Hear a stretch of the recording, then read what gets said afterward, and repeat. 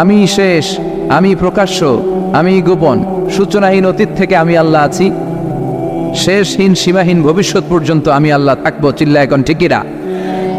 ওনার কোনো লয় নাই, ওনার কোনো ক্ষয় নাই, উনি অব্যয়, উনি অক্ষয়, উনি সদা জাগ্রত, সদা সজাগ, ওনার কোনো ঘুম নাই, ওনার কোনো তন্দ্রা নাই। সুবহানাল্লাহ পড়েন। লা তাখুযুহু সিনাতু ওয়ালা নাওম, never sleep or slumber overtakes him. আল্লাহর ঘুমে তো ধরেই না, ঘুমের আগে যে তন্দ্রা ধরে ওইটাও ধরে না।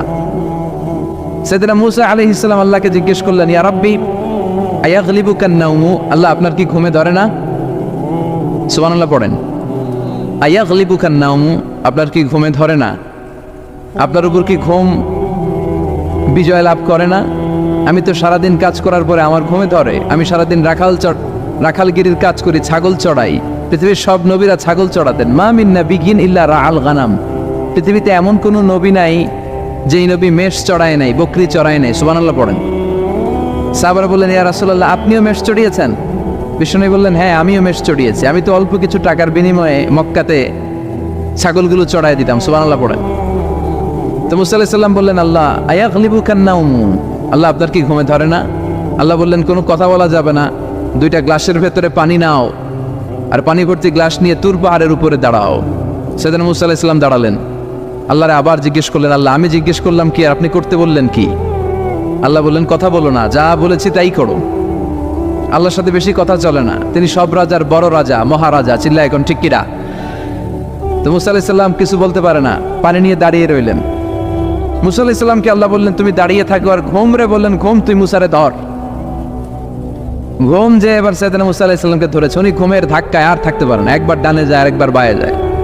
ঘুমের ধাক্কায় হঠাৎ করে কাত হয়ে পড়ে যায়, আর গ্লাসগুলো মাটিতে পড়ে খান খান হয়ে ভেঙে যায়। আল্লাহ ডেকে বললেন, মূসা বেশি কিছু হেফাজতের তো দায়িত্ব দেয় নাই, শুধু দুইটা গ্লাস হেফাজতের দায়িত্ব দিয়েছে। ঘুমের কারণে এগুলোর হেফাজত করতে পারো নাই, ভেঙে খান খান হয়ে গিয়েছে। আমি যদি তোমাদের মতো ঘুমিয়ে যেতাম, তাহলে পৃথিবীর সাথে সূর্য লেগে, সূর্যের সাথে চন্দ্র লেগে গোটা মহাবিশ্বটা এভাবে গ্লাসের টুকরার মতো খান খান হয়ে যেত রে মূসা। এজন্য লা তাখুযুহু সিনাতু ওয়ালা নাওম, আমার ঘুমেও ধরে না, ঘুমের আগে যে তন্দ্রা আসে ওইটাও ধরে না। Never sleep or slumber overtakes him, আল্লাহর ঘুমও নাই, তন্দ্রাও নাই। সুবহানাল্লাহ পড়েন। এজন্য ওই আল্লাহর জিকির বেশি বেশি করার দরকার আছে না নাই? বিষ্ণু বললেন, আফদালুয যিকরি লা ইলাহা। তো এমন আল্লাহর ইবাদত আমরা করি যার ঘুম নাই, যার তন্দ্রা নাই। সুবহানাল্লাহ পড়েন। যার শক্তির সামনে কোনো শক্তি নাই, তিনি যা ইচ্ছা তাই করতে পারেন, ঠিক কিনা? ফাআলুল লিমা ইউরিদ, তিনি পাহাড়কে দরিয়া করতে পারেন, দরিয়াকে পাহাড় করতে পারেন, ধনীরে গরিব করতে পারেন, গরিবরে ধনী করতে পারেন, সম্মানিতরে অপমানিত করতে পারেন, অপমানিতরে সম্মানিত করতে পারেন। চিল্লায় বলেন, তিনি কে? তিনি ফাআলুল লিমা ইউরিদ, যা মনে চায় তাই করতে পারেন। ইন্না বাতশা রাব্বিকা লাশাদীদ, আল্লাহ বলেন, আমার পাকড়াও, আমার শাস্তি, আমার পানিশমেন্ট বড় ডেঞ্জারাস, কড়া। আমি আল্লাহ সব সময় ধরি না, ধরলে ছাড়ি না। ধরে ধরে ধরে না, ধরলে আল্লাহ, খেয়াল রাখবেন, আল্লাহ ছাড় দেয় কিন্তু ছেড়ে দেয় না। এটা আমাদের জন্য রিমাইন্ডার। আমরা প্রায় অন্যায় অপরাধ প্রবণতার সাথে এতটাই জড়িয়ে পড়ি, আমরা ভাবি আল্লাহ হয়তো পানিশমেন্ট দিবে না, কিন্তু আল্লাহ ছাড় দিচ্ছে, আল্লাহ ছেড়ে দিবেন না। চিল্লা এখন ঠিক কিনা? ফেরাউনরে আল্লাহ ছাড় দিয়েছে, ছেড়ে দেয় নাই। নমরুদরে ছাড় দিয়েছে, ছেড়ে দেয় নাই। এখনো দেখা যাচ্ছে আল্লাহ অনেককে ছাড় দেয়, কিন্তু আল্লাহ ছেড়ে দেয় না। এজন্য সবসময় ইবাদত করতে হবে একজনের, তিনি কে? প্রশংসা করতে হবে একজনের, তিনি কে? জিকির করতে হবে একজনের, তিনি কে? বিশ্বনবী বলতেন, লা ইয়াজালু লিসানুকা রাতবান মিন যিকরিল্লাহ, তোমার জিহ্বাটা যেন সবসময় আল্লাহর জিকিরে, আল্লাহর স্মরণে ভিজে থাকে। আবার বিশ্বনবী বলতেন, হাব্বুল কালাম ইলাল্লাহি আরবা, আল্লাহর কাছে সবচাইতে প্রিয় কথা চারটি। কয়টি? সবাই বলেন কয়টি? এক হচ্ছে সুবহানাল্লাহ, দুই হচ্ছে আলহামদুলিল্লাহ, তিন হচ্ছে লা ইলাহা ইল্লাল্লাহ, চার হচ্ছে আল্লাহু আকবার। প্রথমটা কি? দ্বিতীয়টা? তৃতীয়টা? চার নম্বরটা? আবার আওয়াজ করে সবাই পড়েন, প্রথমটা কি? দ্বিতীয়টা? তৃতীয়টা? চতুর্থটা? আহাব্বুল কালাম ইলাল্লাহি আরবা, আল্লাহর কাছে সবচাইতে প্রিয় কথা এই চারটা, সবচাইতে প্রিয় কথা। আর এই প্রতিটা কথার ভিতরে আল্লাহর নাম আছে না নাই? দেখেন, সুবহানাল্লাহ, আল্লাহ আছে। আলহামদুলিল্লাহ, লা ইলাহা ইল্লাল্লাহ, আল্লাহু আকবার, আছে না নাই? তার মানে জিকির করতে হলে ওই জিকিরের মধ্যে নাম থাকতে হবে কার? আল্লাহর নাম ছাড়া এদেশে অনেক জিকির আছে না নাই? লাফালাফি করে হুই হাই, হ্যাঁ, পেকুয়াতে আলহামদুলিল্লাহ, এগুলো বোধহয় নাই, কম। হ্যাঁ, জিকির হতে হবে তাদাররুআ ওয়া খুফিয়া, গোপনে, দুনাল জাহরি বিল কওল, চিৎকার চেঁচামেচি করে নয়। এদেশে অনেকে জিকিরও করে আবার বাসার আগায় উঠে যায়, আছে না নাই? আবার জিকির করতে করতে লাফাতে লাফাতে যিনি জিকির করে ওনার কাঁধের উপরে ওঠে, দেখছেন আপনারা? আমি এখন জিকির করাচ্ছি, তাসবিহ পড়াচ্ছি, আপনারা যদি লাফ দিয়ে আমার কাঁধে ওঠেন, আমি যাবো কই? আল্লাহ রাসূল সাল্লাল্লাহু আলাইহি ওয়াসাল্লাম সাহাবাদেরকে নিয়ে তাসবিহ পড়ছেন, জিকির করছেন, কোন সাহাবারা লাফাতে লাফাতে খেজুর গাছের আগায়, এরকম পাওয়া যায়? অথবা সাহাবারা আবেগের চোটে লাফাতে লাফাতে আল্লাহ রাসূলের কাঁধের উপর, এরকম হয়েছে কোনোদিন? তাহলে এইরকম সিস্টেমে হুই হাই করে লাফালাফি করে কোনো ধরনের জিকির করা যাবে? জিকির করতে হবে হাতের কড়াই, গুনে গুনে, ভদ্রভাবে।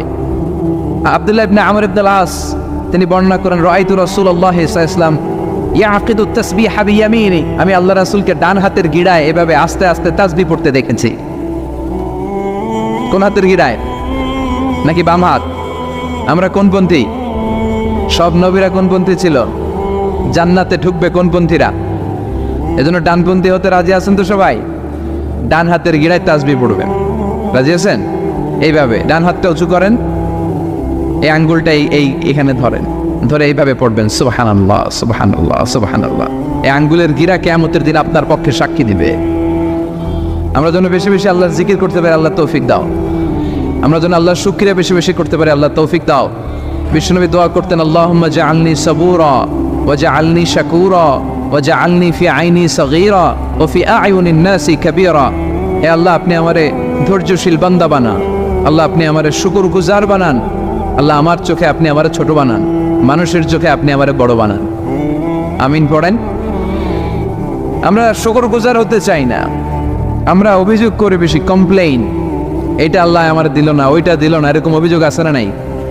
যে অবস্থানে আছে এটাতে খুশি না।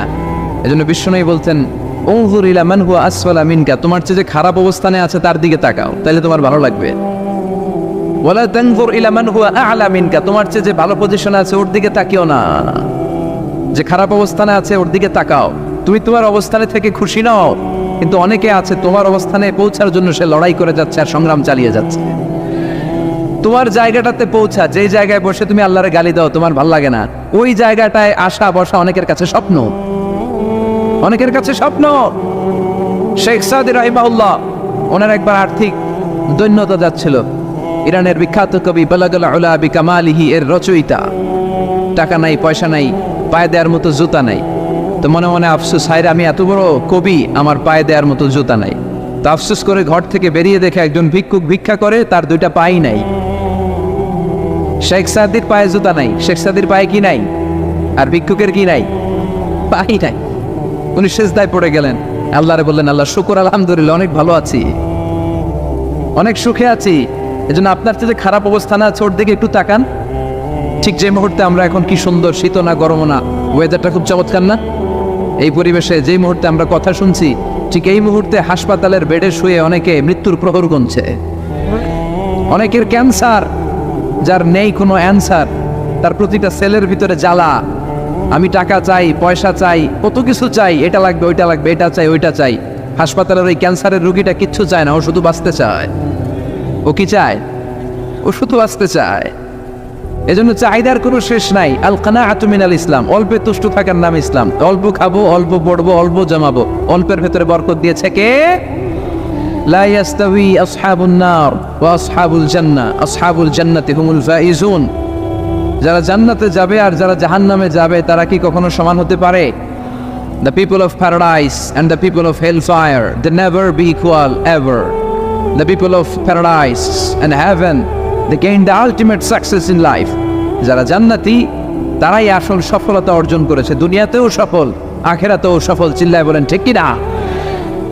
এখন the decision is yours, সিদ্ধান্ত আপনার যে আপনি কই যাবেন, আপনি কই যেতে চান, জান্নাতে না জাহান্নামে? আল্লাহ আমরা যেন জান্নাতেও এরকম একত্রিত হতে পারি, তুমি তৌফিক দাও। আমরা যে বইটা থেকে আজকে কিছু সময় কথা শুনবো, আওয়াজ করে বলেন তো বইটার নাম, আরো জোরে বলেন কি নাম। এই বইয়ে কোনো ভুল আছে, সন্দেহ আছে, সংশয় আছে? এই বইয়ের সাথে সম্পর্ক জোরদার করার দরকার আছে না নাই? এই বইটা কিয়ামতের দিন সুপারিশকারী হবে। বিষ্ণু বলেছেন, ইকরাউল কোরআন ফাইন্নাহু ইয়াতি ইয়াউমাল কিয়ামাতি শাফিআন লিআসহাবি। বেশি বেশি কোরআনের তেলাওয়াত করো, কারণ এই কোরআন কিয়ামতের দিন তোমাদের জন্য সুপারিশকারী হবে। কোরআন যদি আপনার পক্ষে আল্লাহর কাছে সুপারিশ করে, আল্লাহ এই সুপারিশ ফেলে দিতে পারবে? পররাষ্ট্রমন্ত্রী যদি মাননীয় প্রধানমন্ত্রীর কাছে কোনো বিষয়ে সুপারিশ করে, রেকমেন্ডেশন করে, মাননীয় প্রধানমন্ত্রী এই সুপারিশকে কি রিজেক্ট করতে পারবে? কথা বলেন। এজন্য কোরআনের সুপারিশ আমরা চাই কি চাই না? এটা এমন একটা কিতাব যেই কিতাবে কোনো ভুল নাই। যালিকাল কিতাব লা রাইবা ফি হুদাল লিল মুত্তাকিন। This is the book, the most authentic and original book, reliable book in the world, whereof there is no doubt in it and a guidance to those who are muttaqin.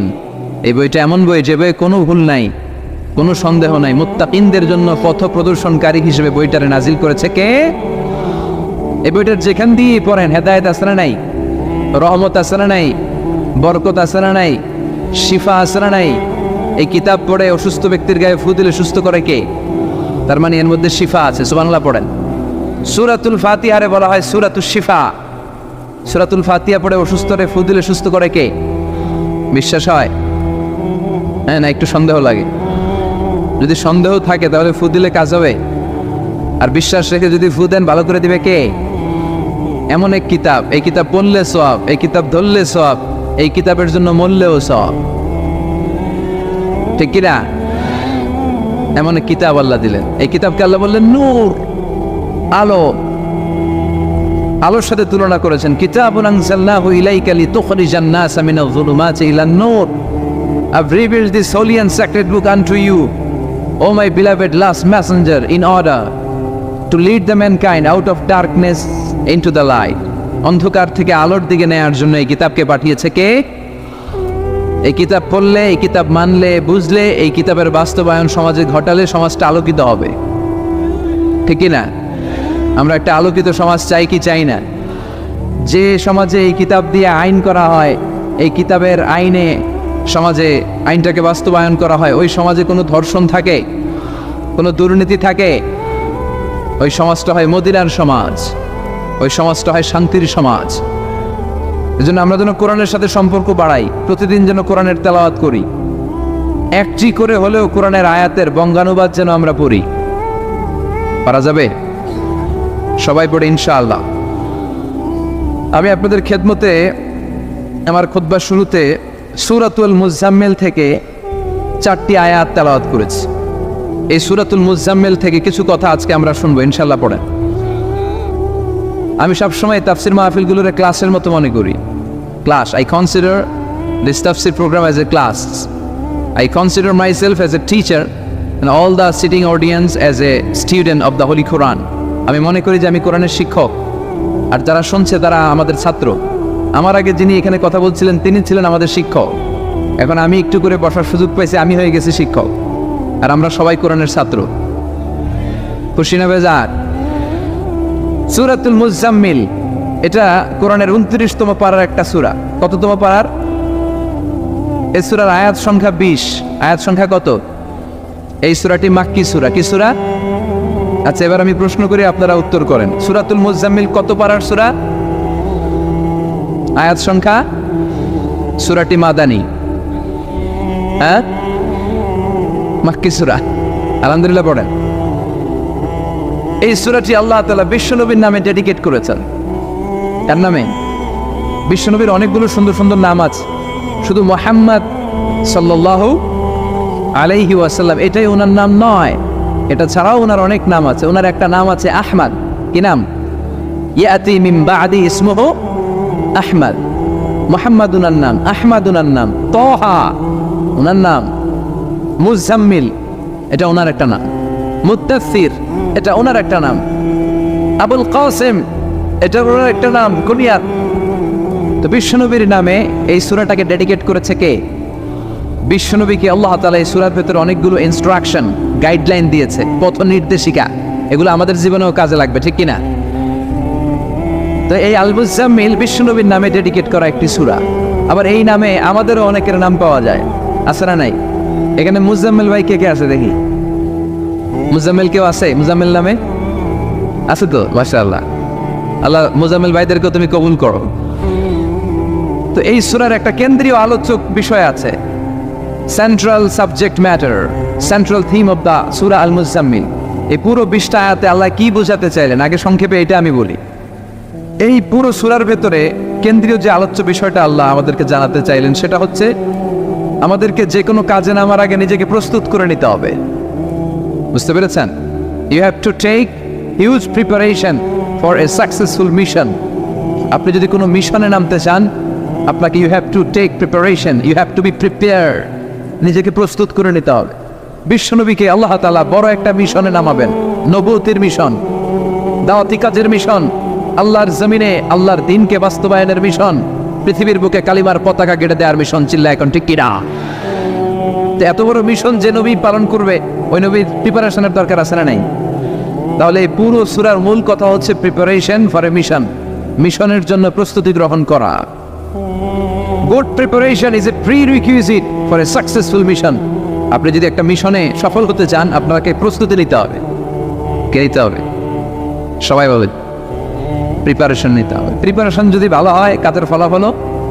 Preparation যদি খারাপ, ফলাফল। পরীক্ষার আগে যদি preparation ভালো হয়, golden A প্লাসের সম্ভাবনা আছে না নাই? ইলেকশনের আগে যদি ভালো প্রস্তুতি নেয়, জয়লাভ করার সম্ভাবনা আছে না নাই? সব কাজে প্রিপারেশন লাগে। এই যে আমরা প্রতিদিন সালাত পড়ি, নামাজ আদায় করি, প্রস্তুতি লাগে না? কি প্রস্তুতি লাগে? ওযু করা লাগে, ঠিক কিনা?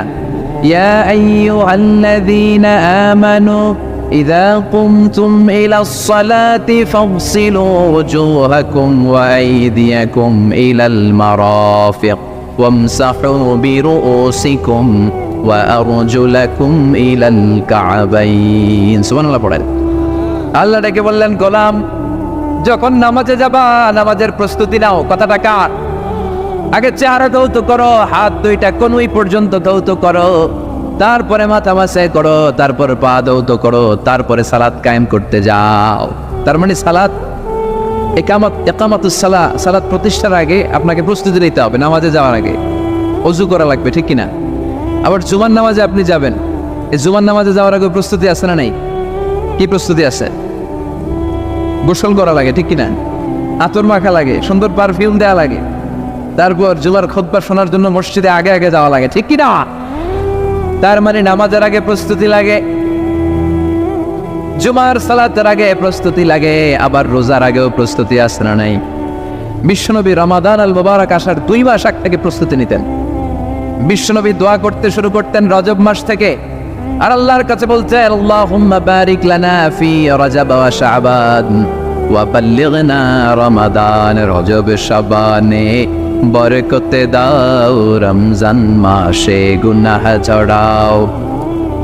সপ্তাহ জুড়ে তুমি বরকতে দাও, জুমার দিনেতে গুনাহ ঝরাও। রজব শাবানে বরকতে দাও, রমজান মাসে গুনাহ ঝরাও। চিল্লায় পড়েন আমিন। রমজান আসার 2 মাস আগে বিশ্বনবী রজব মাস থেকে রমজানের প্রস্তুতি নিতেন। আল্লাহু আকবার। আর পড়ছেন, আল্লাহুম্মা বারিক লানা ফি রজব ওয়া শাবান। ও আল্লাহ, রজব আর শাবান মাসে আপনি বরকত দেন। ওয়া বাল্লিগনা রমাদান, রমজান মাসে পৌঁছে দেন। এখন যে মাসটা চলতেছে এটা কি মাস? হ্যাঁ, তাহলে রমজানের প্রস্তুতি নেওয়ার দরকার আছে না নাই? রমজানের 2 মাস আগ থেকে উনি প্রস্তুতি নিতেন। এরপরে ঈদ আসার আগে রমজানের প্রস্তুতি আছে না নাই? ও মন রমজানের ওই রোজার শেষে এলো খুশির ঈদ, তুই আপনাকে আজ বিলিয়ে দে শোন আসমানি তাকি, তোর সোনা দানা বালা খানা সব রাহে লিল্লাহ, দে যাকাতে মুর্দা মুসলিমের আজ ভাঙাইতে নিত। পড়েন, রমজানের ওই রোজার শেষে এলো খুশির ঈদ, তুই পড়বি ঈদের নামাজ রে মন সেই ঈদ গাহে, যে ময়দানে সব গাজী মুসলিম হয়েছে শহীদ। রমজানের ওই রোজার শেষে এলো খুশির ঈদ। আলহামদুলিল্লাহ পড়েন। তার মানে নামাজের আগে প্রস্তুতি লাগে, রোজার আগে প্রস্তুতি লাগে, ঈদের আগেও প্রস্তুতি লাগে। এরপরে হজ যদি পালন করতে চান তারও প্রস্তুতির দরকার আছে না নেই? একজন হজ করবে, প্রস্তুতি লাগবে না? কি প্রস্তুতি লাগবে? হ্যাঁ, পাসপোর্ট লাগবে, হজের ভিসা লাগবে, তারপরে রেজিস্ট্রেশন করা লাগবে, আশকোনার হাজি ক্যাম্পে প্রশিক্ষণ নেওয়া লাগবে, রিয়াল কেনা লাগবে, ইজার কেনা লাগবে, রিদা কেনা লাগবে, বেল্ট কিনা লাগবে, হজের নিয়ম কানুন জানা লাগবে, ঠিক কিনা? দেখেন, নামাজের আগে প্রস্তুতি লাগে, রোজার আগে প্রস্তুতি লাগে, হজের আগে প্রস্তুতি লাগে, কিন্তু জাকাতের আগে লাগে না। হ্যাঁ, জাকাতের জন্য 1 বছর আগ থেকে প্রস্তুতি নেওয়া লাগে। আপনি কবে নিসাব পরিমাণ সম্পদের মালিক হলেন, ডায়েরিতে নোট রাখার দরকার আছে না নাই? তার মানে নামাজের আগে প্রস্তুতি, রোজার আগে প্রস্তুতি, জাকাতের আগে প্রস্তুতি, হজের আগে প্রস্তুতি। এই সূরার মধ্য দিয়ে রব্বুল আলামিন বিশ্বনবীরে বুঝাতে চাইলেন, ও নবী, বিশাল একটা মিশনে আপনি নামবেন, বিশাল একটা যুদ্ধে আপনি নামবেন, কালেমার বাণীকে দুনিয়ার বুকে প্রচার করার গুরু দায়িত্ব নিয়ে নামবেন। এত বড় দায়িত্ব পালনের আগে আপনার প্রস্তুতি নেওয়ার দরকার আছে না নাই? বিশ্বনবীকে প্রস্তুতি নিতে বললেন। তার মানে এই সূরার কেন্দ্রীয় আলোচ্য বিষয় হচ্ছে you have to take a very good preparation for a mission. আপনি কোনো কাজে সফল করতে হলে আপনাকে প্রস্তুতি নিতে হবে। ভালো প্রস্তুতি ছাড়া সফল হওয়া যাবে? আবার যুদ্ধের ময়দানেও যখন আমরা যাই, বিশ্বনবী যেতেন, প্রস্তুতি ছিল কি ছিল না?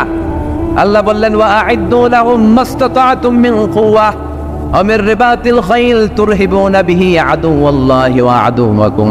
আল্লাহ ডেকে বলেন, গোলাম, যুদ্ধের ময়দানে যাওয়ার আগে ভালো করে নিজেদেরকে প্রস্তুত করে নাও।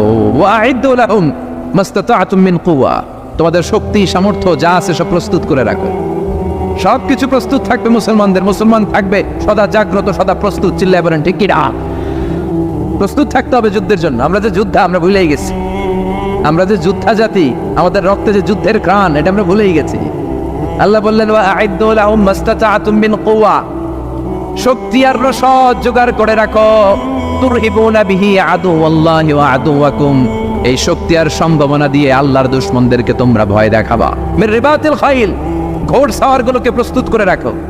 বর্তমানে তো ঘোড়া টোরা নাই, এখন প্রস্তুত করে রাখতে হবে অ্যাটম বোমা, ঠিক কিনা?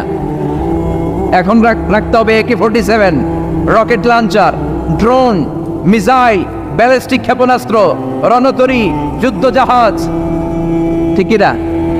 গোটা বিশ্বের মুসলমানদের একটা সেন্ট্রাল মিলিটারি দরকার।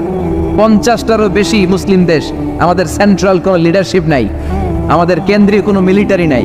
যদি আমাদের একটা মিলিটারি থাকতো, সিরিয়াতে আক্রমণ হয়েছে আমাদের বিরুদ্ধে, আমাদের মুসলিম মিলিটারি সেখানে প্রতিরোধ গড়ে তুলতো। চিল্লা এখন ঠিক কিনা? আরাকানে আক্রমণ হয়েছে, মুসলিম মিলিটারি প্রতিরোধ গড়ে তুলবে। ফিলিস্তিনে আক্রমণ হয়েছে, আমাদের মুসলিম মিলিটারি প্রতিরোধ গড়ে তুলবে। কিন্তু আমাদেরকে নেতৃত্ব দেওয়ার মতো কেউ নাই, আমাদের শক্তি সম্ভাবনাকে জোগাড় করে রাখার মতো কেউ নাই। এক রিসেপ তাইয়িপ এরদোগান গোটা বিশ্বের যেখানে মুসলমানরা নির্যাতিত ওখানে ছুটে যায়।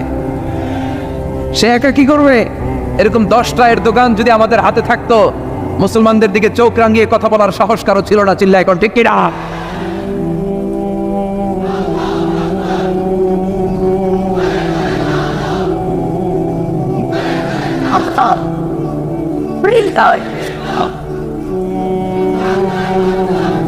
ওয়া'আইদ্দু লাহুম মাসতাতা'তুম মিন কুওয়া, ও নবী, শক্তি সম্ভাবনা সব কিছু জোগাড় করে রাখেন। মুসলমান থাকবে সদা প্রস্তুত, সদা সজাগ। মুসলমানদের বসে থাকার সময় নাই, ঠিক কিনা? তার মানে এই পুরো সূরাতুল মুজাম্মিলে আল্লাহ তাআলা যে সেন্ট্রাল মেসেজটা বিশ্বনবীকে দিতে চাইলেন সেটা হচ্ছে, নবী, প্রস্তুতি নেন। লড়াইয়ের প্রস্তুতি, যুদ্ধের প্রস্তুতি, মিশনে নামার প্রস্তুতি। সুবহানাল্লাহ পড়েন। তাহলে সূরাতুল মুজাম্মিলের কেন্দ্রীয় আলোচ্য বিষয় কি? প্রস্তুতি। চিল্লায় বলেন, কেন্দ্রীয় আলোচ্য বিষয় কি? প্রিপারেশন নিতে হবে, প্রস্তুত থাকতে হবে, ঠিক কিনা? কেন্দ্রীয় আলোচ্য বিষয় আমরা জেনে গেলাম। এবার জানবো কোন প্রেক্ষাপটে এই সূরাটা নাজিল হয়েছে। শুনবেন? মনোযোগ আসে না গেছে? কথা বুঝতে পারতেছেন তো? কথা বোঝা যান না বোঝানো যার? বোঝা যার? সূরাতুল মুজাম্মিল এটা শুধু মাক্কি সূরাই নয়, এটা মাক্কি যুগে নাজিল হওয়া শুরুর দিককার সূরা। কোরআনের নাজিলের দিক থেকে সর্বপ্রথম সূরা কোনটা? সূরাতুল আলাক। ইকরা বিসমি রাব্বিকাল্লাযী খালাক, এই আয়াতগুলো প্রথমে নাজিল হয়েছে। এই সূরা আলাকের প্রথম 5 আয়াতের পরপরই এই সূরা মুজাম্মিল নাজিল করে দিয়েছে কে? তার মানে মাক্কি জীবনের একেবারে শুরুর দিককার সময় বিশ্বনবীর বয়স তখন 40। কত সবাই বলেন? 40 বছর বয়সে উনি নবী হয়েছেন। তার মানে আগের জীবনে কি ছিলেন? জালেম ছিলেন, মূর্খ ছিলেন, গোমরা ছিলেন। বিশ্বনবীর পুরো জীবনটাই আদর্শ, চিল্লায় বলেন ঠিক কি না? As a father, as a teacher, as a lawgiver, as a lawmaker, as a philosopher, as a reformer of the society, as a commander, as a messenger, Muhammad is the superman of the world. স্বামী হিসেবে, নেতা হিসেবে, বাবা হিসেবে, সমাজ সংস্কারক হিসেবে, আইন প্রণেতা হিসেবে, দার্শনিক হিসেবে, নবী হিসেবে মুহাম্মদ সাল্লাল্লাহু আলাইহি ওয়াসাল্লাম হচ্ছে গোটা বিশ্বের একজন সুপারম্যান। উনি শেষ নবী। ওনার পরে কোনো নবী আছে? লা নাবিয়্যা বা'দি ওয়ালা রাসূলা। বিষ্ণু বলতেন আমার পরে কোনো নবী নাই, কোনো রাসূল নাই। সাইয়েদনা আদম থেকে নবী আসার যত ধারাবাহিকতা, পুরো চেইনটাকে আল্লাহ তাআলা আমাকে পাঠানোর মাধ্যমে কেটে দিয়েছেন। চিল্লায় এখন ঠিক কি না? এজন্য বিষ্ণু বলছেন লা নাবিয়্যা বা'দি ওয়ালা রাসূলা, আমার পরে কোনো নবী নাই, কোনো রাসূল নাই। তবে লাউ কানা বা'দি নাবিয়্যুন লাকানা উমর, আমার পরে যদি নবী হওয়ার যোগ্যতা কারো থাকে, আমার ওমরের সেই যোগ্যতা আছে। ঠিক কি না? প্রভু তুমি বলেছ রাসূল দেবে না, বলনি দেবে না ওমর, বলনি দেবে না হামজা তারিক, খালিদ বিজয়ী সমর। প্রভু তুমি বলেছ রাসূল দেবে না, বলনি দেবে না ওমর, বলনি দেবে না হামজা তারিক, খালিদ বিজয়ী সমর। প্রভু তুমি বলেছ রাসূল দেবে না। আলহামদুলিল্লাহ পড়েন। শেষ নবী, শেষ রাসূল, তারপরে কোনো রাসূল নেই। ওনার জীবনটা এমন জীবন, নবুয়তের পরের জীবন যেমনি আমাদের জন্য আদর্শ, নবুয়তের আগের জীবনটাও আদর্শ করে দিয়েছে কে? এই 40 বছরে উনি নবী হয়েছেন। তার আগে উনি ছিলেন শ্রেষ্ঠ মানুষ, as-সাদিক আল-আমিন। জীবনে মিথ্যা বলছে। ওনার ঘোর শত্রুরাও বাড়ি থেকে অনেক দূরে কোথাও বেড়াতে গেলে ওনার বাসায় ডিপোজিট করে যাইতো, ওনার বাসায় আমানত রেখে যাইতো। সুবহানাল্লাহ পড়েন। পার্টি করে আবু জাহেলের পার্টি। পার্টি কোন পার্টি? বিশ্বনবী বলতেন আবু জাহেলের পার্টি করে ওর কাছে ডিপোজিট রাখো। ওরা বলতো না, আবু জাহেলের দল করি কিন্তু ওর কাছে আমানত রাখা যাবে না। ওর কাছে যদি টাকার প্যাকেট রেখে যায় তাহলে আমার টাকাও শেষ, টাকার প্যাকেটও শেষ। কথা বলেন। আমানতদারিতা নাই। আমানতদারিতা ছিল বিশ্বনবীর মাঝে। ওনার জীবনী নিয়ে যদি কথা বলতে কেউ শুরু করে, কোনো কুল কিনারা খুঁজে পায় না। বিয়ন্ডলেস, বাউন্ডলেস, বটমলেস, এটা তলাবিহীন সাগর। বিশ্বনবীর জীবনীটা একটা সাগর, কিন্তু এই সাগরের কি নাই? কথা বলেন। কোনো তলা নাই। এমন নবীকে আমরা পেয়েছি। ওনার আগের জীবনটাও আদর্শ। ছোটবেলা থেকে লাজুক ছিলেন। হালিমাতুস সাদিয়া বিশ্বনবীর দুধমা, উনি বলেন 5 বছর এই কুরাইশি মুহাম্মদকে আমি লালন পালন করেছি। একদিনও ছেলেটারে কাঁদতে দেখি নাই। ক্ষুধা লাগলেও কাঁদে না, ব্যথা পেলেও কাঁদে না। কিন্তু লজ্জাস্থানের জায়গা থেকে এই শিশু মুহাম্মদের কাপড়টা একটু সরে গেলে ছোট্ট মুহাম্মদ চিৎকার দিয়ে ওঠে। কি নবী ছিলেন! 15 বছর বয়সে হালাফুল ফুদুল একটা সংগঠন করেছে। হালাফুল ফুদুল, যেটাকে বাংলায় আমরা বলি হিলফুল ফুজুল। আসলে শব্দটা হালাফুল ফুদুল। হালাফ মানে শপথ, টু টেক এন ওথ, শপথ নেয়া। ফুদুল হচ্ছে ভালো কাজের উপর। উনি হাতে হাত রেখে যুবকদেরকে নিয়ে মক্কা আইন করলেন। মক্কার জমিনে কোনো দুর্বলের উপর, মাজলুমের উপর কোনো জালিমের অত্যাচার চলতে দেওয়া যাবে না। মক্কার বুকে কোনো টেন্ডারবাজি চলবে না, চাঁদাবাজি চলবে না, ধর্ষণ চলবে না, ছিনতাই আর রাহাজানি চলবে না। চিল্লা এখন ঠিক কিনা? 15 বছর বয়সে পুরো মক্কা শহর কাঁপায় দিয়েছে। উনি দুই নবী, সবসময় ছিলেন অন্যায়ের বিরুদ্ধে কঠোর। ওনার ইমানটা এমন ছিল, প্রয়োজনে জ্বলে উঠতো। চিৎকার করে বলেন ঠিক কিনা? যে ইমানে প্রয়োজনে জ্বলে ওঠে না, যে ইমান সত্য ন্যায়ের কথা বলে না, যে ইমান প্রয়োজনে জ্বলে ওঠে না, যে ইমান সত্য ন্যায়ের কথা বলে না, যে ইমান বাস্তবে নাই, যে ইমান অন্তরে নাই, মুখে শুধু ফাঁকা বলি, কি করে তারে বলো ইমানে বলি, কি করে তারে বলো ইমানে বলি, কি করে তারে বলো ইমানে বলি। ঠিক কিনা? ওনার ইমানটা ছিল এমন ইমান, প্রয়োজনে জ্বলে উঠতো ইমানের তেজে। উনি ছিলেন ওই নবী। 40 বছরের আগের জীবনে যেমন, পরের জীবনে তেমন। সুবহানাল্লাহ পড়েন। তো বিশ্বনবী 40 বছর বয়সে ওহী পেলেন। ওনার ওহীর সূচনাটা ছিল আর রুইয়া সালেহা, সত্য স্বপ্ন।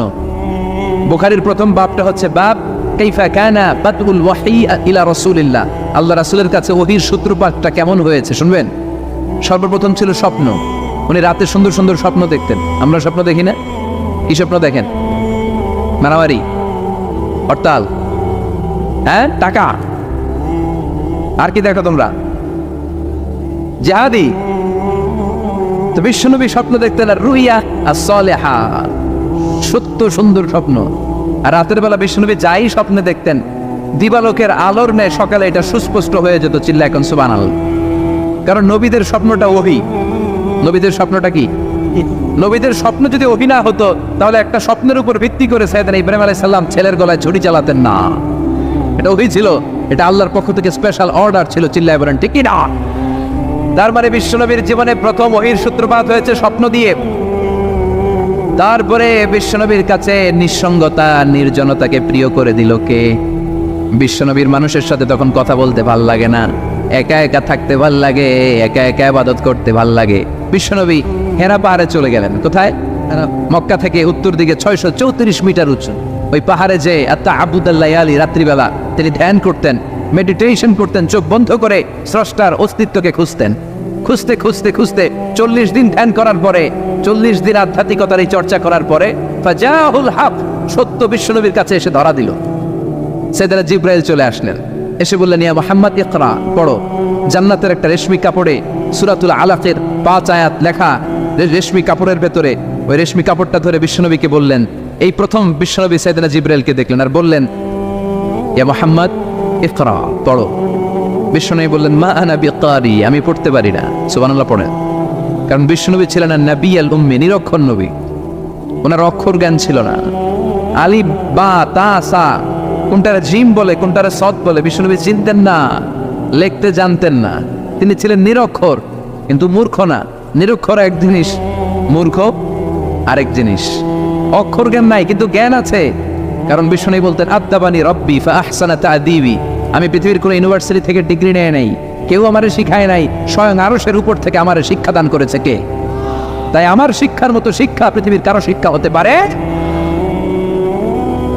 সাইয়েদনা জিবরাইল বললেন, ইয়া মুহাম্মদ ইকরা, পড়ো। বিশ্বনবী ফেলফেল কে রইলেন, অক্ষর চিনে না, পড়বে কেমনে? বিশ্বনবী বলেন, মা আনা বিকারি, আমি জানি না কেমন করে পড়তে হয়। ফাখাযানি ফাগাত্তানি হাত্তা বালাগা মিন্নি আল জাহাদ। বিশ্বনবী পড়তে জানেন না। যখন বললাম আমি পড়তে পারি না, সাইয়েদনা জিবরাইল বিশ্বনবীকে জড়িয়ে ধরলেন, বুকের মধ্যে জড়িয়ে ধরে যত জোর ছিল বিশ্বনবীকে একটা চাপ দিলেন। বিশ্বনবী বললেন, চাপের চোটে আমি আমার বুকের ভেতরে ব্যথা পেলাম। ফারসালানি, আমাকে ছেড়ে দিল। ছেড়ে দিয়ে আবার কয়, পড়েন, ইকরা, read in the name of your Lord. বিশ্বনবীর আগের কথা, আমি পড়তে জানি, মা আনা বিকারি। সাইয়েদনা জিবরাইল আবার জড়িয়ে ধরলেন, আবার চাপ দিলেন। বিশ্বনবী বললেন, ব্যথা পেলাম। আবার জিবরাইল বিশ্বনবীরে বললেন, পড়েন। বিশ্বনবী আগের কথাই বলে, আমি পড়তে পারি না। আবার চাপ দিলেন। 3 বার চাপ দেওয়ার পরে সাইয়েদনা জিবরাইল বললেন, নবী এবার আপনি পড়েন। বিশ্বনবী এবার পড়তে আরম্ভ করলেন, ইকরা বিসমি রাব্বিকাল্লাযী খালাক খালাকাল ইনসানা মিন আলাক ইকরা ওয়া রাব্বুকাল আকরাম আল্লাযী আল্লামা বিল কলম আল্লামাল ইনসানা মা লাম ইয়ালাম। পড়েন আল্লাহু আকবার। 3 বার চাপ দেওয়ার পরে বিশ্বনবী পড়তে আরম্ভ করলেন। সাইয়েদনা জিবরাইল এই 5টা আয়াত দিয়ে উধাও হয়ে গেল। এবার হেরা গুহার ভেতরে কেউ নাই, সাইয়েদনা জিবরাইল নাই, 5টা আয়াত দিয়ে চলে গেলেন। বিশ্বনবী 5টা আয়াত নিয়ে কাঁপতে কাঁপতে হেরা পর্বত থেকে নেমে এলেন। সুবহানাল্লাহ পড়েন। এই ওহীর ভাড়ে চাপে বিশ্বনবী কাঁপতে শুরু করলেন। এই প্রথম বিশ্বনবীর কাছে ওহীর রিফ্লেকশন, ওহীর ছোঁয়া, ওহীর ঝলকানি, ওহীর নূরানি তাজাল্লি বিশ্বনবীর হৃদয়ের মধ্যে লাগিয়ে দিল কে? এই 5টা আয়াত নিয়ে বিশ্বনবী হাত্তা ইয়ারজুফু ফুআদু, বিশ্বনবীর হৃদয় কাঁপছিল। বিশ্বনবীর ওহীর প্রেসারে গায়ের মধ্যে জ্বর চলে এলো, খিচুনি চলে এলো। বিশ্বনবী কাঁপছেন প্রচন্ড জ্বরে। কাঁপতে কাঁপতে আম্মাজান খাদিজাতুল কুবরা তাহেরার কাছে এসে বলে, ও খাদিজা, আমি বাঁচবো না, আমার বড্ড ভয় লাগে।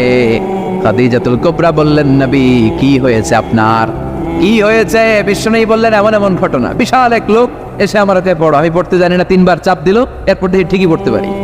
সুবহানাল্লাহ পড়ে। বিশ্বনবী পুরো ঘটনাটা সাইয়েদাতুনা খাদিজাতুল কুবরা তাহেরাকে শোনালেন। এরপরে মা খাদিজারে বললেন, খাদিজা, আমার বড্ড হয় মনে হয় আমি মরে যাব, আমার প্রচন্ড জ্বর এসেছে, কাঁপুনি চটেছে, তুমি আমারে কম্বল দাও। কি দাও? সবাই বলে আর জোরে কন, আমারে কম্বল দাও, আমার জ্বর এসেছে, কাঁপুনি বেড়ে যাচ্ছে, চাদর দাও, কাপড় দাও, কম্বল দাও। মা খাদিজা কম্বল জোগাড় করতে গেলেন, কম্বল আর চাদর এনে বিশ্বনবীর গায়ের মধ্যে মা খাদিজা কম্বলটা পেঁচিয়ে দিলেন। বিশ্বনবী কম্বলটা পেঁচিয়ে বিছানার মধ্যে শুয়ে গেলেন। ঠিক এই মুহূর্তে সূরাতুল মুজাম্মিল নাজিল করে দিল কে? বিশ্বনবী কম্বল গায়ে দিয়ে শুয়ে আছে, আল্লাহ বিশ্বনবীর ডাক দিলেন, ইয়া আইয়ুহাল মুজাম্মিল কুমিল লাইলা ইল্লা কালিলা। সুবহানাল্লাহ। আল্লাহ কি সোহাগ ভরা আদর মাখা ডাক দিলেন, ইয়া আইয়ুহাল মুজাম্মিল। এর মানে হলো হে কম্বলওয়ালা। কি ওয়ালা? হে কম্বলওয়ালা নবী, মানে হে কমলিওয়ালা নবী। কি নবী? কমলি। এরা হতে হেলে দুলে নুরানি তনু ওকে আসে হায়, সারা দুনিয়ার হেরে মেরে পর্দা খুলে খুলে চাই, সে যে আমার কমলিওয়ালা কমলিওয়ালা। তার ভাবে বিভোল রাঙা পায়ের তলে, পর্বত জঙ্গল টল মল টলে, খুরমা খেজুর বাদাম জাফরানি ফুল ঝরে ঝরে যায়, সে যে আমার কমলিওয়ালা কমলিওয়ালা। সুবহানাল্লাহ পড়ে বিশ্বনবীর আল্লাহ ডাক দিলেন, ও কমলিওয়ালা নবী, ও কম্বলওয়ালা নবী, দাঁড়ান। বিশ্বনবী কাঁপছিলেন জ্বরের চোটে, খিচুনির চোটে, কম্বল গায়ে দিয়ে শুয়ে রইলেন। আল্লাহ নাজিল করলেন, ইয়া আইয়ুহাল মুজাম্মিল, ও কম্বলওয়ালা। ইয়া আইয়ুহাল মুজাম্মিল মানে কি? ও কম্বলওয়ালা, ও কম্বলওয়ালা, ও চাদরওয়ালা, কুম, স্ট্যান্ড আপ, স্ট্যান্ড আপ। যে দায়িত্ব দিছি এখন শোয়া যাবে না, দাঁড়ান। ওই যে বিশ্বনবী দাঁড়ালেন, আর বসার সুযোগটা পায় নাই, মরার আগ পর্যন্ত আর বসার সুযোগ পায় নাই, শ্বাস নেওয়ার সুযোগ পায় নাই, পিছনের দিকে তাকানোর সুযোগ পায় নাই। চিল্লায় বলেন ঠিক কিনা? অনেক শয়তানি হাতছানি এসেছে, দফায় দফায় নবীর সাথে বৈঠক হয়েছে। বিশ্বনবীকে মক্কার কাফিরেরা 3 দফা দিল। বলল, আব্দুল্লাহর বেটা মুহাম্মদ, নারী চাও নারী দেব, সম্পদ চাও সম্পদ দেব, রাষ্ট্র ক্ষমতা চাও রাষ্ট্র ক্ষমতা দেব, শুধু কালিমার দাওয়াতটা বন্ধ করে দাও। নাউজুবিল্লাহ পড়বেন না? বিশ্বনবী বললেন, তোমাদের 3 দফা, কাফিরদের কয় দফা? জোরে বলেন। বিশ্বনবী বললেন, আমার মাত্র 1 দফা। কয় দফা? বিশ্বনবী বললেন, সম্পদ না, নারী না, মক্কার ক্ষমতা নয়, এলা ওয়াদাউ শামসা ফি ইয়ামিনি, আকাশের দ্বিপ্রহরের জল জলে সূর্যটা যদি ডান হাতে দাও, ওয়াল কামারা ফি ইয়াসারি, চাঁদটাকে যদি বাঁ হাতে দাও, যেই কালিমার দাওয়াত দিতে ময়দানে আমি নেমেছি, গোটা বিশ্বের কেউ এই দাওয়াত থেকে আমাকে পিছু সরাতে পারবে না, কেউ পিছনে নিতে পারবে না। সম্পদ, নারী আর ক্ষমতার লোভ তো খুব তুচ্ছ বিষয়। ওই সূর্যটা যদি ডান হাতে দাও, চাঁদটা যদি বাঁ হাতে দাও, এই কালিমার দাওয়াত থেকে আমি পিছু হটবো না। চিল্লায় বলেন ঠিক কিনা? বিশ্বনবীর আল্লাহ প্রস্তুতি নিতে বললেন, বললেন, ইয়া আইয়ুহাল মুজাম্মিল, ও কম্বলওয়ালা নবী। কি ওয়ালা নবী? তাফসীর বুঝতে পারতেছেন তো? শীতের চোটে খিচুনি, কম্বল গায়ে দিয়ে শুয়েছে, তখন আল্লাহ এটা নাজিল করলেন। তাহলে প্রথমে আমরা জানলাম সেন্ট্রাল থিম অফ দিস সূরা, এই সূরার কেন্দ্রীয় আলোচ্য বিষয়। এরপরে আমরা জানলাম কোন প্রেক্ষাপটে, কোন সিচুয়েশনে, কোন পরিস্থিতিতে এই সূরাটা নাজিল হয়েছে। বুঝতে পেরেছেন? বিশ্বনবীর যখন এই পরিস্থিতি, তখন আল্লাহ বিশ্বনবীর আবার গাইডলাইন দিলেন, ইয়া আইয়ুহাল মুজাম্মিল, এই কম্বলওয়ালা নবী, কুমিল লাইলা ইল্লা কালিলা, দাঁড়ান, রাত্রিবেলা দাঁড়িয়ে তাহাজ্জুদ গুজার হন। সুবহানাল্লাহ পড়েন। এই সূরার ভেতরে রব্বুল আলামিন বিশ্বনবীকে প্রস্তুত করে তোলবার জন্য, বিশ্বনবীকে নবুয়তের দায়িত্ব পালন করানোর জন্য, মিশনে নামানোর জন্য বিশ্বনবীকে সর্বমোট 60টা বিষয় প্রশিক্ষণ নিতে বলেছেন। জোরে কোন কয়টা? সবাই কোন চিল্লায় বলেন কয়টা? প্রস্তুতি নেওয়ার জন্য 7টা বিষয়ে বিশ্বনবীকে ট্রেন আপ করেছেন, প্রশিক্ষণ নিতে বলেছেন। আমরা একটা একটা করে 7টাই আজকে শুনবো। বিশ্বনবীকে আল্লাহ তাআলা 60টা বিষয়ে প্রশিক্ষণ নিতে বললেন। কয়টা? কারণ সামনে অনেক গুরু দায়িত্ব। 1 নাম্বার প্রশিক্ষণ হচ্ছে, ইয়া আইয়ুহাল মুজাম্মিল, হে কম্বলওয়ালা নবী, কুমিল লাইলা ইল্লা কালিলা, দাঁড়ান, দাঁড়িয়ে রাত্রে তাহাজ্জুদের নামাজ পড়েন। কিসের নামাজ? তাহাজ্জুদের যায় নামাজে মরণ দিও প্রভু আমায়, একামতে দিনের কাজে কবুল করে নিও আমায়। তাহাজ্জুদের যায় না মাঝে, মরণ দিও প্রভু আমায়, একামতে দিনের কাজে কবুল করে নিও আমায়। পড়েন আমিন। তাহলে বিশ্বনবীকে প্রথম যে প্রশিক্ষণ আল্লাহ দিলেন সেটা হচ্ছে তাহাজ্জুদের সালাতের প্রশিক্ষণ। কিসের? রব্বুল আলামিন বললেন, ইয়া আইয়ুহাল মুযাম্মিলু কুমিল লাইলা ইল্লা কালিলা। ও নবী, রাত্রি বেলায় দাঁড়ান, পুরো রাত ব্যাপী তাহাজ্জুদ পড়েন। নিসফাহু, রাতের অর্ধেক সময় তাহাজ্জুদ পড়েন। আও ইনকুস মিনহু কালিলা, অথবা তার চেয়েও কিছু কম পড়েন। আও জিদ আলাইহি, অথবা তার চাইতেও বেশি পড়েন। ও নবী রাত্রিবেলা দাঁড়িয়ে তাহাজ্জুদের সালাত পড়েন। কিসের সালাত? তাহলে বিশ্বনবীকে মিশনে সফল হওয়ার জন্য সর্বপ্রথম যে ডিরেকশন আল্লাহ দিলেন সেটা হচ্ছে তাহাজ্জুদের ডিরেকশন। কিসের? তাহাজ্জুদ করেননি আপনারা? পড়েন? হ্যাঁ, ফজর নামাজই তো করি না। কি করি না? তাহাজ্জুদ তো তাদের যারা ফজর পড়ে, যারা ফজরই করেন ওরা আবার কি তাহাজ্জুদ? কথা বলেন। এই তাহাজ্জুদের সালাত আদায় করলে সম্মান বাড়িয়ে দেয় কে? ঘুমের আরবিতে কিছু নাম আছে। ঘুমের একটা নাম হচ্ছে নুআস। নুআস মানে ড্রোজিনেস। বাসে বসে আছেন, বাসে ঝুলে আপনিও ঝুলতেছেন, এরকম হয় না? ঝিমুনি, এটার বলে নুআস। আরেকটা হচ্ছে সামান্য হালকা লাইট স্লিপ, সামান্য ঘুম, এটার বলে পাওয়ার ন্যাপ। হালকা হালকা ঘুম, ঘুমও আসছে, আবার কে যেন কথা বলে ওইটাও শোনা যায়, এরকম ঘুম আসছে না? নাই, এটার বলে সিনা। আরবিতে এটার কি কয়? সিনা। আরেকটা হচ্ছে ভালো ঘুম, এটার বলে নাওম। এটার কি বলে? তাহলে পাইলাম নুআস, সিনা, নাওম। আরেকটা হচ্ছে জন্মের ঘুম। কিরকম ঘুম? এমন ঘুম যেই ঘুমে ডাকলেও মানুষ ওঠে না, যেটা শেষ রাতে আমাদের যেই ঘুমটা হয়, রাত 3টা-4টার দিকে কম্বল টেনে টেনে আরেকটু ঘুমাইতে মনে চায়, এরকম একটা ঘুম আছে না? নাই। এই ঘুমটাকে আরবিতে বলে হুজুদ। কি বলে? সবাই বলেন। এই হুজুদের ঘুমকে স্যাক্রিফাইস করে ওই টাইমে যে সালাতটা পড়া হয়, ওই সালাতকে আরবিতে বলে সলাতুল হুজুদ বা সলাতুত তাহাজ্জুদ। সুবহানাল্লাহ পড়বেন না? এজন্য রাব্বুল আলামিন বলেন, ওয়া মিনাল লাইলি ফাতাহাজ্জাদ বিহি নাফিলাতান লাকা আসা আন ইয়াবআসাকা রাব্বুকা মাকামাম মাহমুদা। ও নবী, রাত্রিবেলা দাঁড়িয়ে আপনি তাহাজ্জুদের নামাজ পড়েন, আশা করা যায় বিশাল সম্মানিত মহিমান্বিত জায়গায় আল্লাহ আপনারে বসায় দিবে গো নবী। ঠিক কি না? তাহাজ্জুদের সালাত পড়লে মর্যাদা বাড়ায় দেয় কে? মুমিনের বৈশিষ্ট্য, তারা রাত্রিবেলা তাহাজ্জুদের সালাত পড়ে। ইমানদারদের বৈশিষ্ট্য, তারা হলো ফুরসানান নাহার রুহবানাল লাইল। রাত্রিবেলা তাহাজ্জুদের যায় নামাজে কান্নার ঝড় তোলে, দিনের বেলায় ঘোড়া হাঁকিয়ে জিহাদের ময়দানে জিহাদ করে। ঠিক কি না? দিনের বেলায় চলবে কি? জিহাদ। জিহাদের কথা বলাতে ভয় পাইছেন? হ্যাঁ, অনেকে এখন জিহাদের সাথে জঙ্গিবাদরে লাগায়, এরকম ডাকাইত আছে না? নাই। জিহাদের সাথে সন্ত্রাসবাদকে মিলাতে চায়, চিল্লা এখন ঠিক কি না? জঙ্গিবাদ আর সন্ত্রাস এক জিনিস, জিহাদ আর এক জিনিস। জিহাদরে ফরজ করছে কে? আর জঙ্গিবাদকে হারাম করেছে কে? জঙ্গিবাদকে দমন করার জন্য আল্লাহ তাআলা জিহাদের মতো বিধানকে ফরজ করেছেন, চিল্লায় বলেন ঠিক কি না? যারা হকের পক্ষে, যারা কল্যাণের পক্ষে, যারা মানবতার পক্ষে, এরা হচ্ছে মুজাহিদ। আর যারা হক সহ্য করে না, মানবতাকে সহ্য করে না, শান্তির কথাকে সহ্য করে না, এরা হলো এক একটা জঙ্গি, চিল্লায় এখন ঠিক কি না? আবু জাহেল ছিল জঙ্গি আর বিশ্বনবী ছিলেন মুজাহিদ। ফেরাউন ছিল জঙ্গি, মুসা আলাইহিস সালাম ছিলেন মুজাহিদ। নমরুদ ছিল জঙ্গি, সাইয়েদনা ইব্রাহিম ছিলেন মুজাহিদ। বাংলার জমিনেও যারা হকের কথা বলে তারা হচ্ছে মুজাহিদ। আর যাদের হক সহ্য হয় না, ইসলাম সহ্য হয় না, কোরআন সহ্য হয় না, এরা এক একটা সন্ত্রাস আর জঙ্গি, চিল্লায় এখন ঠিক কি না? এরা জঙ্গি। আমরা যারা সত্যের পক্ষে কথা বলি, আমরা জঙ্গি না, আমরা মুজাহিদ। আমরা কি? মুজাহিদ। এজন্য মুমিনদের বৈশিষ্ট্য হলো রুহবানাল লাইল ফুরসানান নাহার। মুমিন বান্দারা দিনের বেলায় জিহাদের ময়দানে ব্যস্ত থাকে, রাতের বেলায় তাহাজ্জুদের যায় নামাজে চোখের পানি দিয়ে যায় নামাজ ভিজায়। রাতের আধারে যারা সেজদাতে রয়, দু চোখের স্রোতে নদী যেন বয়। রাতের আধারে যারা সেজদাতে রয়, দু চোখের স্রোতে নদী যেন বয়।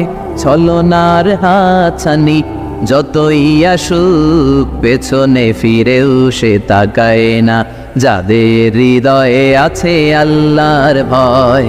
তারা কবু পথ ভুলে যায় না। আল্লাহর প্রেম ছাড়া এই দুনিয়ায় কারো কাছে কোনো কিছু চায় না। চিল্লায় বলেন ঠিক কি না? এজন্য বিশ্বনবীর প্রথম প্রশিক্ষণ নিতে বললেন আল্লাহ, কুমিল্লা ইলা ইল্লা কালিলা। ও নবী, বিশাল মিশন নিয়ে দুনিয়ার বুকে আপনি এসেছেন গো নবী। প্রথম প্রশিক্ষণ যেটা নিবেন, রাত্রিবেলায় দাঁড়িয়ে দাঁড়িয়ে তাহাজ্জুদের প্রশিক্ষণ। বিশ্বনবীর আদেশ করলেন কে? কিসের আদেশ? সবাই কন আরো জোরে। ওই মুহূর্তটা তাহাজ্জুদের সময়টা এমন সময়, ইয়ানজিলু রাব্বুনা ইলা সামাইদ দুনিয়া, রব্বুল আলামিন আরশের উপর থেকে দুনিয়ার আকাশে নেমে আসে মানে বিশেষ একটা মনোযোগ দেয়। আর দুনিয়াবাসীরা ডেকে ডেকে বলে, গোলাম আলা মিন মুস্তাগফিরিনা গফির আলা, কার ক্ষমা লাগবে ক্ষমা চাও, সব গুনাহ আমি ক্ষমা করে দেব। আলা মিন মুস্তারজিকিন আরজুকালা, কার কি লাগবে আমার কাছে চাও, সব আমি দিয়ে দেব। আল্লাহু আকবার। আলা মিন মুস্তাকসির আকসুলা, যার জামা দরকার জামা চাও, জামা দেব। ক্ষমতা দরকার ক্ষমতা চাও, ক্ষমতা দেব। নেককার স্ত্রী দরকার, নেককার সন্তান দরকার, সন্তান চাও, সন্তান দেব। সব দেয়ার মালিক কে? কেউ যেটা পারে না পারে কে? কেউ যেটা দেয় না দেয় কে? কেউ যেটা বোঝে না বোঝে কে? আল্লাহ শেষ সাথে আম করে ডাকে, দেওয়ার জন্য ডাকে, কিন্তু চাওয়ার সময় আমাদের নেই। উনি দেওয়ার জন্য প্রস্তুত, কিন্তু এটা তো নেওয়ার লোক লাগবে। কথা কন। বিশ্বনবী তাহাজ্জুদের সময় দাঁড়িয়ে যেতেন ছোট্ট একটা ঘরে, চাটাইয়ের উপরে বিশ্বনবী মা এসে শুতেন, গাদাগাদি করে জায়গা নাই। মাঝরাতে বিশ্বনবী তাহাজ্জুদের জন্য দাঁড়াতেন, আল্লাহু আকবার বলে দাঁড়িয়ে যেতেন, নামাজ শুরু করে দিতেন। বিশাল বড় সূরা পড়তেন, কেরাত পড়তেন, রুকু করতেন, কিন্তু সিজদার জায়গায় সিজদা দেওয়ার জায়গা নাই। সিজদার জায়গায় মা এসা পা বিছিয়ে শুয়ে আছে। বুখারীর বর্ণনা, বিশ্বনবী সিজদায় যে হাত দিয়ে মা এসার পায়ের মধ্যে চিমটি কাটতেন। মা এসা বুঝতে পারতেন বিশ্বনবী এখন সিজদায় যাবে, সুবহানাল্লাহ পড়েন। মা এসা বুঝতে পেরে পা দুইটা সরিয়ে নিতেন, বিশ্বনবী সিজদা দিতেন। সিজদা দিয়ে বিশ্বনবী যখন আবার দাঁড়িয়ে যেতেন, মা আয়েশা পা বিছিয়ে আবার শুয়ে পড়তেন। কি ইবাদত ছিল বিশ্বনবীর! হাত্তা তাতাওয়াররামু কদামা। মা আয়েশা বলতেন বিশ্বনবী দাঁড়িয়ে থাকতে থাকতে এত সময় ধরে তাহাজ্জুদের সালাত পড়তেন, ওনার পা গুলো ফুলে এরকম টিউমারের মতো মোটা হয়ে যেত। সুবহানাল্লাহ পড়বেন না? দাঁড়িয়ে থাকতে থাকতে বিশ্বনবীর পা গুলো টিউমারের মতো মোটা হয়ে যেত। প্রথম রাকাতে বাকারা আলে ইমরান পড়ে ফেলতেন। সুবহানাল্লাহ পড়েন। বিশ্বনবীর পা যেন ফেটে যাবে, এভাবে হাত বেঁধে দাঁড়িয়ে থাকতে থাকতে বিশ্বনবীর হাতগুলো বাঁকা হয়ে যেত, ব্যথা হয়ে যেত। বিশ্বনবী তখন হাত দুইটা ছেড়ে দিতেন। আবার যখন এনার্জি ফিরে পেতেন, যখন বিশ্বনবীর ভালো লাগতো, আবার হাত বাঁধতেন। পড়েন সুবহানাল্লাহ। তার মানে হাত ছেড়ে দিও নামাজ পড়া যায়। হাত ছেড়ে দিও। মালিকি মাযহাবের কিছু স্কলাররা ওনারা মত নিয়েছে, ওনাদের অনুসারীরা এরসাল করে। আমাদের দেশে কেউ বাদে এইভাবে, কেউ এইভাবে, কেউ এইভাবে। মালিকিরা বাদেই না, কে বাদবই না, কি করবি কর।